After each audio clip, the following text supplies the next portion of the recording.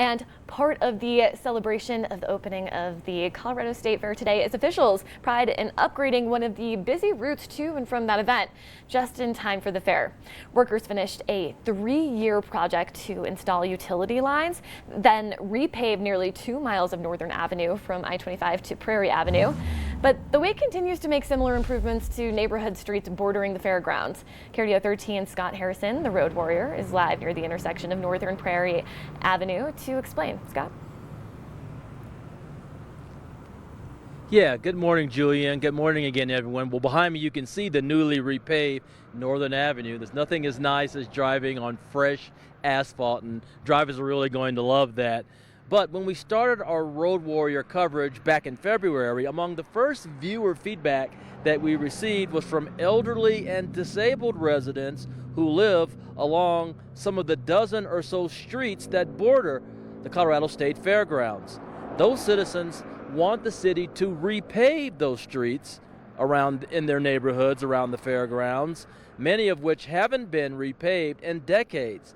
Some of those streets also don't have sidewalks. So you can imagine what the challenge might be then for someone who's disabled, or is in a wheelchair or in a walker or with a cane, something like that. Now the city wants to make those improvements too, but can't afford the cost, which would be about $1 million. Meanwhile, a disabled man who lives east of the fairgrounds says that there are similar needs in neighborhoods all over the Steel City. I'm disabled. I'm starting to walk again. I'm on oxygen.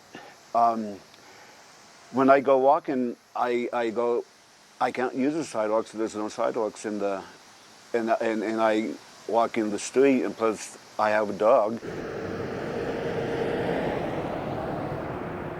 Now, Douglas Beach says there are some sidewalks in his neighborhood, but he'd like to see more of them because there are other disabled people in his neighborhood.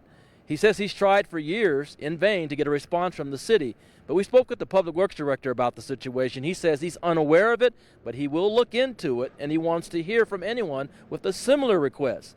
But he adds that the city has limited funds, so requests for sidewalks and ramps can be met only gradually, which means it may not happen for a while longer, at least for his neighborhood.